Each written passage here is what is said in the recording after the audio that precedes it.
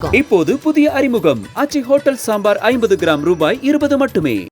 லட்சக்கணக்கான குடும்பங்கள், கோடிக்கணக்கான கனவுகள். தமிழ்நாடு அரசு ஒவ்வொரு குடும்பத்திடமும் கேட்கின்றது, உங்க கனவை சொல்லுங்க. தென்கொரியாவை சேர்ந்த 32 வயதான பெண் கிம் சங் கியங் சமீபத்தில் இந்தியாவிற்கு சுற்றுலா வந்திருந்தார். மாநிலத்தில் பல பகுதிகளை சுற்றி பார்த்துவிட்டு தனது நாட்டிற்கு திரும்ப திட்டமிட்டிருந்தார்.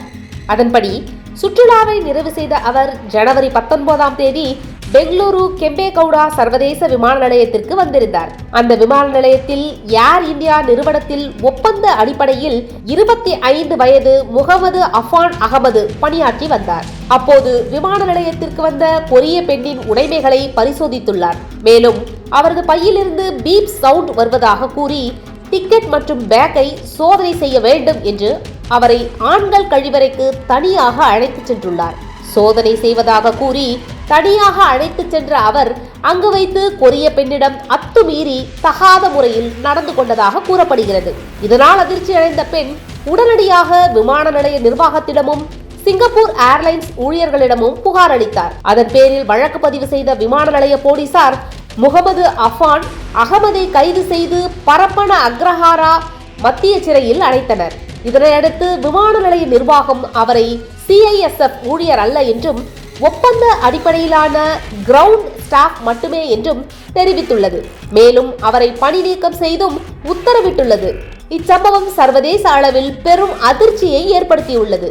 விமான நிலைய பாதுகாப்பு விதிமுறைகள், பெண் பயணிகள் பாதுகாப்பு, ஒப்பந்த ஊழியர்கள் மீதான கண்காணிப்பு ஆகியவை குறித்து கடும் விமர்சனங்கள் எழுந்துள்ளன. இந்த சம்பவம் இந்தியாவில் பெண்களுக்கு பாதுகாப்பு இல்லை என்ற அமெரிக்கா போன்ற நாடுகளின் குற்றச்சாட்டுகளை மீண்டும் வலுப்படுத்தியுள்ளது. அமெரிக்க வெளியுறவுத்துறை தனது சமீபத்திய பயண ஆலோசனையில் இந்தியாவில் பெண்கள் தனியாக பயணிக்க வேண்டாம் என்று கடுமையாக எச்சரித்திருந்தது.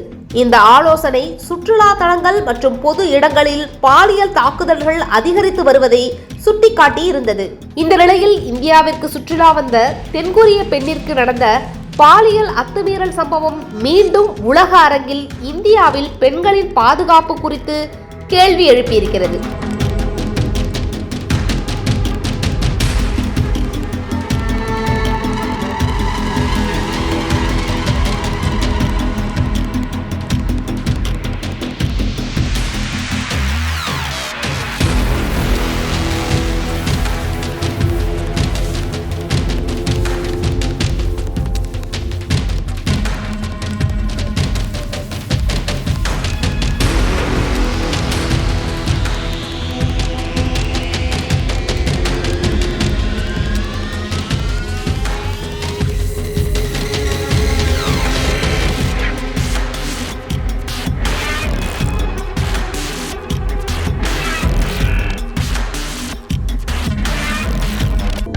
அனல் பறக்கும் செய்திகளை அப்டேட் செய்து கொள்ள நக்கீரன் களத்தை இப்பவே சப்ஸ்கிரைப் பண்ணுங்க.